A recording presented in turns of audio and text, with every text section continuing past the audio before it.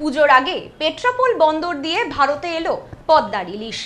এদিন ভোরে প্রথম আসে 3টি ট্রাক, এরপর ধাপে ধাপে আসবে আরো মাছ।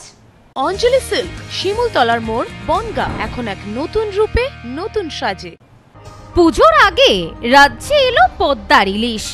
পেট্রাপোল সীমান্ত দিয়ে বাংলাদেশের রূপলি শস্য ঢুকলো ভারতে। মঙ্গলবার থেকে ইলিশের রফতানি করার প্রক্রিয়া শুরু করেছে বাংলাদেশ। বাংলাদেশের বাণিজ্য মন্ত্রণালয় বিজ্ঞপ্তি জারি করে জানিয়েছে, আগামী 5ই অক্টোবর পর্যন্ত ইলিশ রফতানি করবে বাংলাদেশ। বুধবার ভোররাতে বনগাঁর পেট্রাপোল সীমান্ত দিয়ে ভারতে 8টি গাড়ি করে প্রায় 37 মেট্রিক টন ইলিশ এসে পৌঁছেছে। বুধবার সকালে ভারতের ট্রাকে করে ইলিশ মাছ পৌঁছে গিয়েছে দেশের বিভিন্ন বাজারে। মাছ ব্যবসায়ী ফিরোজ মণ্ডল বলেন, মঙ্গলবার এ রাজ্যে ইলিশ আসে। বাংলাদেশ সরকার এই বছর 1200 মেট্রিক টন ইলিশ দেবে। এখনো পর্যন্ত 8টি ট্রাকে মাছ এসেছে।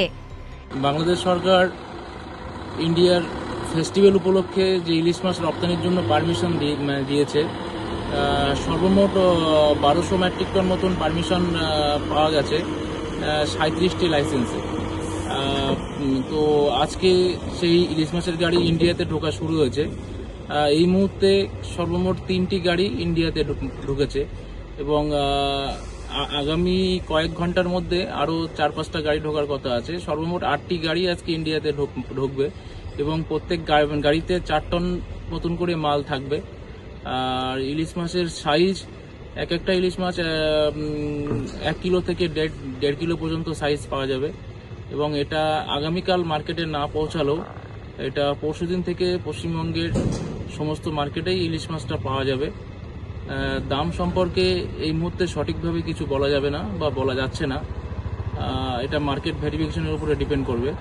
2012 সাল থেকে ভারতে ইলিশ রপ্তানির ক্ষেত্রে নিষেধাজ্ঞা জারি করে বাংলাদেশ সরকার।